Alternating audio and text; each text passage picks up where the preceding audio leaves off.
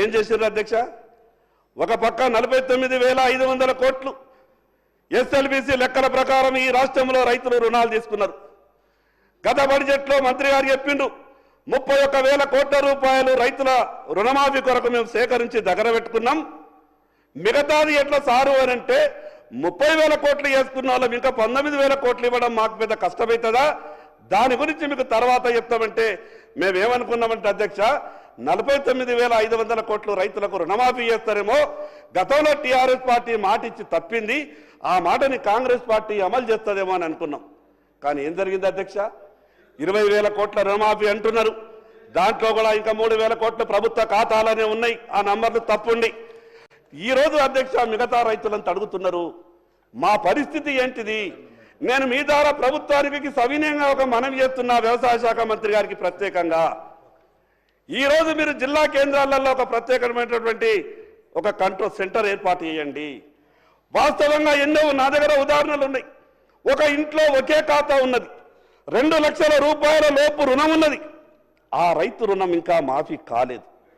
Collector దగ్గరికి వెళ్తే collector అంటున్నారు నా దగ్గర ఏమీ లేదు అని. వ్యవసాయ శాఖ అధికారుల దగ్గరికి వెళ్తే వ్యవసాయ శాఖ అధికారులు అంటున్నారు నా దగ్గర ఏమీ లేదని. నేనేమంటున్నానంటే మీరు గొప్పగా అమలు చేస్తామంటున్నారు కాబట్టి ఆ విషయం మీద దృష్టి పెట్టండి. వాళ్ళు పడుతున్నటువంటి బాధను అర్థం చేసుకోండి. మిగతా విషయాలు ప్రభుత్వం నుంచి స్పష్టంగా జవాబు చెప్పాలని నేను ప్రయత్నం చేస్తున్నా అధ్యక్ష. నేను మిగతా విషయాల జోలికి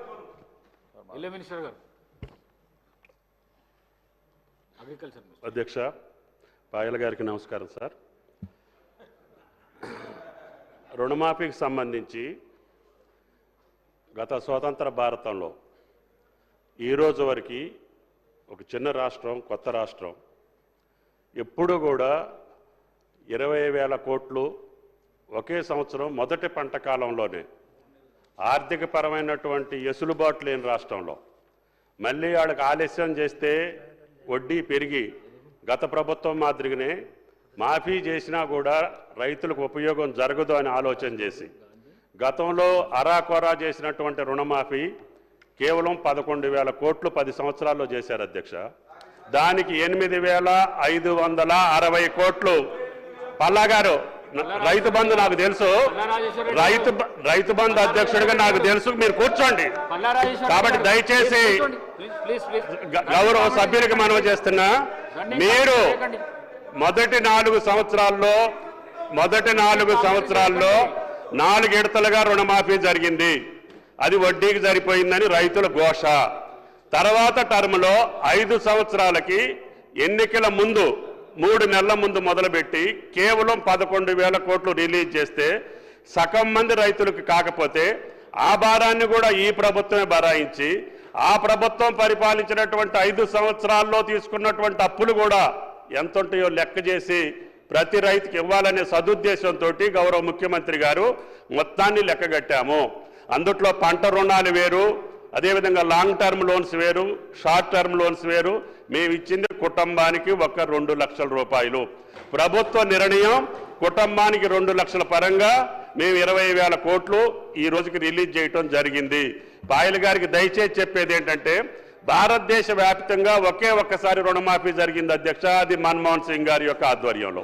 అప్పుడు దేశం మొత్తానికి 70,000 కోట్లు అధ్యక్ష. చిన్న రాష్ట్రం, కొత్త రాష్ట్రం, రైతులు ఇబ్బంది పడకూడదని మాట నిలుపుకోవటం కోసం ప్రభుత్వ నిర్ణయం 20,000 కోట్లు మొదటి పంట కాలంలో ఇచ్చామని చెప్పి గౌరవ సభ్యులకి మనవి చేస్తున్నా.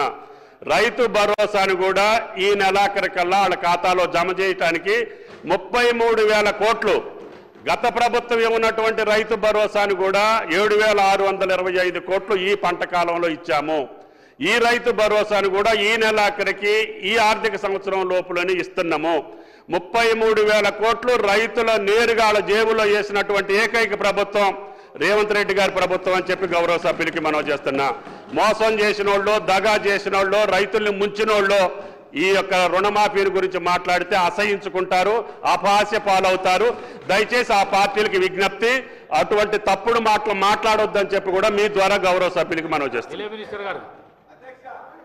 అధ్యక్ష మీకు అవకాశం వచ్చినప్పుడు మాట్లాడండి అధ్యక్ష. అవకాశం ఇస్తాం. అధ్యక్ష, పాయల్ శంకర్ గారికి కానీ ఇతర గౌరవ శాసనసభ్యులందరికీ మనవి చేస్తా ఉన్నా. డిమాండ్స్ నడుస్తున్నాయి అధ్యక్ష.